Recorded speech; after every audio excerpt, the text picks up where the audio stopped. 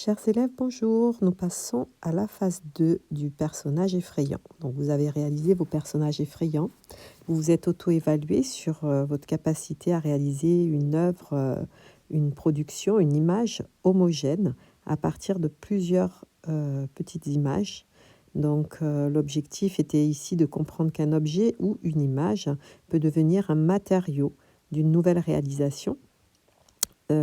Il faut aussi comprendre que le sens d'une image peut être transformé par une intervention plastique, par un collage, un dessin, une peinture, un montage. Par exemple, les coquillages que je vous ai donnés en amont ne sont plus des coquillages, ils sont devenus un personnage. Alors peut-être que leur qualité symbolique vous a servi et vous a inspiré pour réaliser un personnage, mais peut-être que non. Peut-être que c'est uniquement la forme, la couleur de ces coquillages qui vous ont inspiré et donné envie de réaliser telle ou telle forme de votre personnage. Donc là, il vous est demandé de placer la date dans le bon cartel. Nous avons étudié ces œuvres en classe et donc c'est à vous d'essayer de les placer dans le temps. Ce n'est pas noté, bien entendu, c'est un petit peu pour voir si vous arrivez à analyser une œuvre et à comprendre quelles sont les intentions des artistes. En phase 2, je vous demande de citer un de ces artistes qui a utilisé l'image comme matériau pour ses qualités plastiques, c'est-à-dire que l'image, on ne la reconnaît plus, on l'a utilisée uniquement pour sa couleur, peut-être sa matière, hein.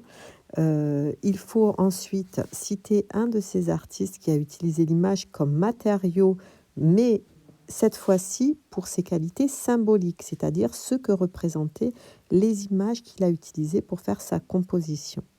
Donc le premier, c'est un artiste qui a utilisé l'image pour réaliser une composition uniquement pour ses qualités matérielles et plastiques. Et le second artiste que je vous demande, ce serait un artiste qui a utilisé des images pour ce qu'elles représentent au niveau de la symbolique. Ce que cela pourrait vouloir dire. Est-ce qu'il y aurait un message transmis par ces images qui réalisent donc la composition et non pas l'image finale.